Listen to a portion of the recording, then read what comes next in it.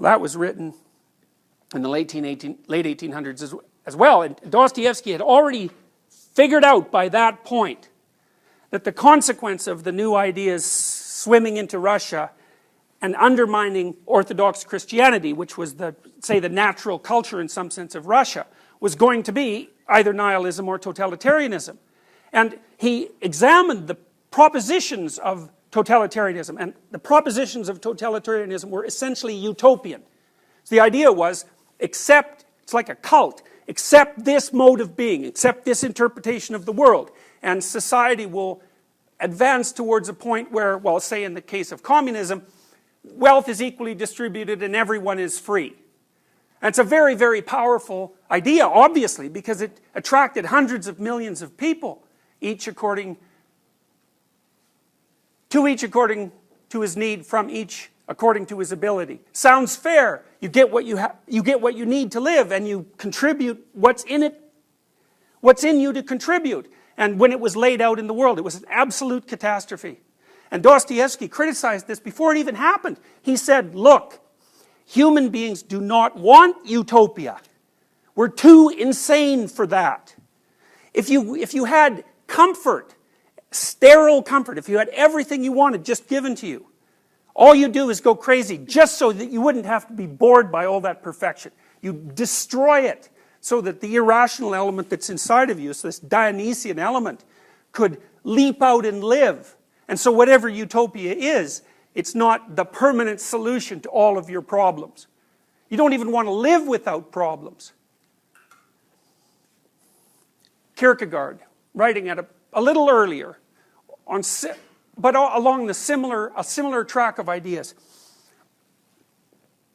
He's also criticizing the idea of utopia, believing, at least in part, that the meaning in life is to be found within the struggle that constitutes life, and not in the solution to that struggle, which maybe is equivalent to death and not to utopia.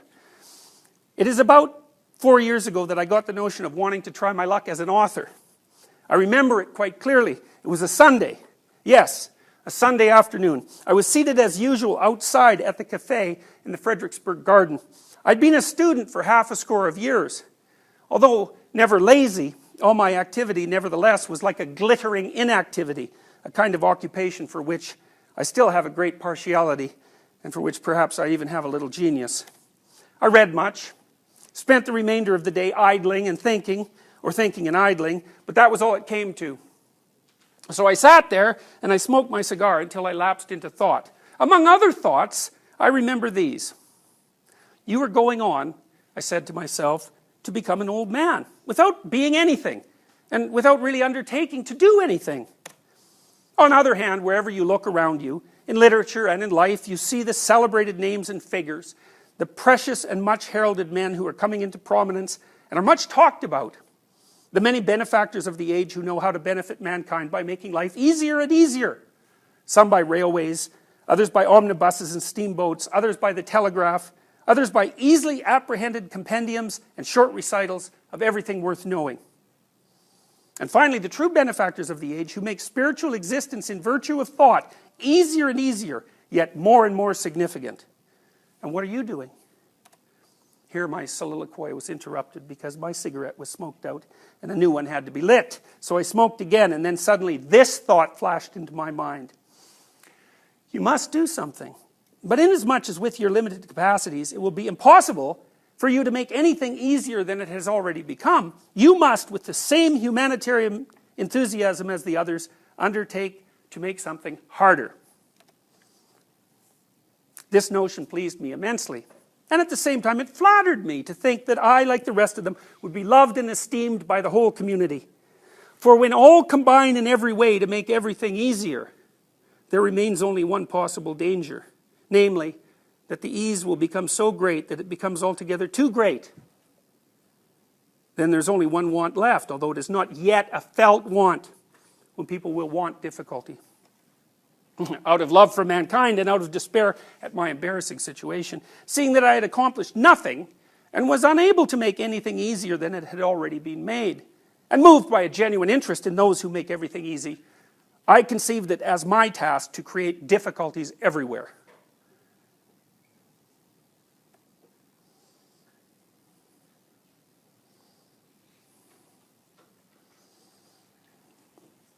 Kierkegaard is often regarded as an existentialist. Now, one of the ideas that runs its way through existentialism is the idea that to be human is to simultaneously be saddled with an intrinsic responsibility, a moral responsibility, that you're responsible not only to yourself, to your soul, say, but also to the people around you, and that isn't an arbitrary imposition that's imposed upon you by rationality, or by your fellow man for that matter, but something that's right at the heart of the reality of existence itself, such that if you thwart or fall short of bearing that responsibility, you'll pay a price in guilt and in shame and in suffering. Binswanger and Boss, working off Heidegger's lead, said that guilt and fear are debts to possibility. If you're guilty about something, well, it's because you're not upholding your responsibility. Whereas for Freud, that was often a form of pathology. Excess guilt, and of course excess guilt can become pathological, but Kierkegaard's point is that guilt itself isn't something to be cured. It's an integral and necessary part of reality, just like disgust and despair and fear and all the negative emotions. They alert you to your place in the world and guide you towards the unfolding of your spirit.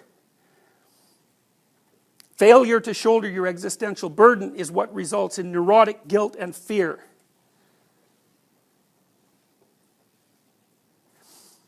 Binswanger and Boss also believed that, like, existential anxiety, and that's the feeling of nothingness, is fear of loss of world.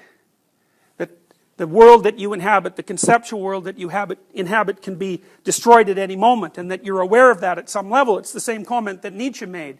And Nietzsche believed that this was something that modern people were particularly susceptible to, because our rationality is always capable of sawing off the branch that we're sitting on. Because no matter what you're doing, even if you're engaged in it deeply, the critical part of your mind can always say, well, what makes you think that's so worthwhile? And, you know, an answer could be, well, it manifests itself as being worthwhile, and why should I pay attention to those rational doubts? But that's not how we're trained. We're trained that rationality is the thing that encompasses everything, instead of being trained that rationality is something that's encompassed by something else. And so if doubts come up that are rational, we immediately believe them because they're rational, instead of asking ourselves, well, if the rational doubt is undermining the meaning in my life and making it difficult for me to proceed, maybe the thing to do is to question whether or not that doubt is valid. Now, it depends on what you regard as real, because if it's the rational argument itself that's real, then you can't dispense with the doubts. But if you say, well, rationality is too limited in its apprehension to deal with the absurdity of life, there are other sorts of answers, like music, for example, or art, or the kind of engagement that you experience when you're involved in something that you're incredibly interested in. Those are forms of reality that you can regard those as forms of reality that transcend rationalism, instead of being something embedded inside rationalism that can be destroyed by doubt. And the problem with doubt is that it can undermine you completely. That's nihilism, but even worse than that, it can lay you open to ideological possession. And that's satanic in its catastrophe.